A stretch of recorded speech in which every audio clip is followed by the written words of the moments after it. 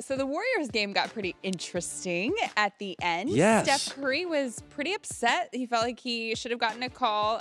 He thought he was fouled by Mike Conley. So he took his mouthpiece out and threw it, at least in the direction of the ref. Yes. He says he didn't mean to do that, but kind of looks like he did. Here, and then actually Kevin Durant got ejected as well. Yeah. So here's both of them on what happened after the game. That last play, I thought I got fouled, and my frustration boiled over. Did something stupid, deserved to get kicked out, and that's what happened. Obviously learn from it and try not to do it again. Oh, yeah. I did the ring finger. I mean, I'm sure everybody think I'm the angry black athlete, so I got to put my middle finger up, but no, I put the ring finger up. So Steph said, if I meant to hit him, I would have hit him because I have good aim. And Kevin Durant saying, I didn't put my middle fingers up. I thought he did, but he said I put my ring fingers up to show, like, hey, I've got rings. Yeah. I'll say two things. One, it is not okay to throw your mouthpiece out. Right. You have to control yourself because that is very much like a temper tantrum. Yeah.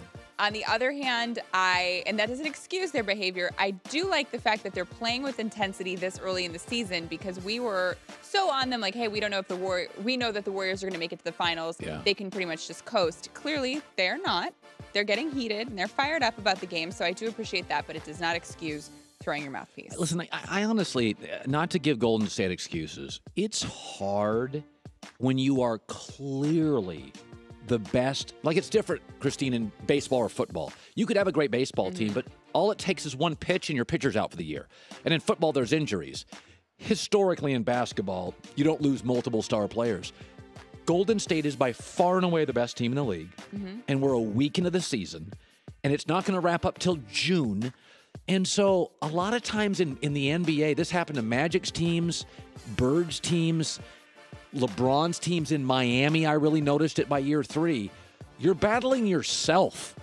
Like, you're literally getting up every morning knowing, oh, we're at home against Portland. We're favored by 12. Right, and so that is hard. So I appreciate the fact that they care about what's going on in the games. I just don't ever think it's okay to take your mouthpiece out and throw it, which he's done before. So hopefully he learns from that. Yeah. I got to get on another guy who's one of my favorite NBA players, Kyrie Irving. Yeah. He was walking through the tunnel, leaving the game, and one of the fans said, hey, where's LeBron? And he responded with saying that I'm not going to repeat. Yeah. And a guy caught it on his iPhone and posted it on Instagram and social media. Actually, there's his name. You can go see it probably on his Instagram. But here's Kyrie's response to that. I don't know.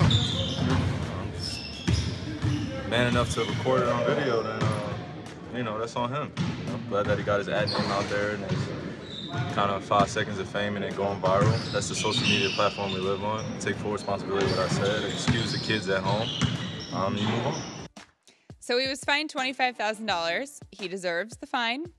I don't think he should have said that. You have to be aware of the people around you and that you can be put on camera and that there are kids around. So you can't say what he did say.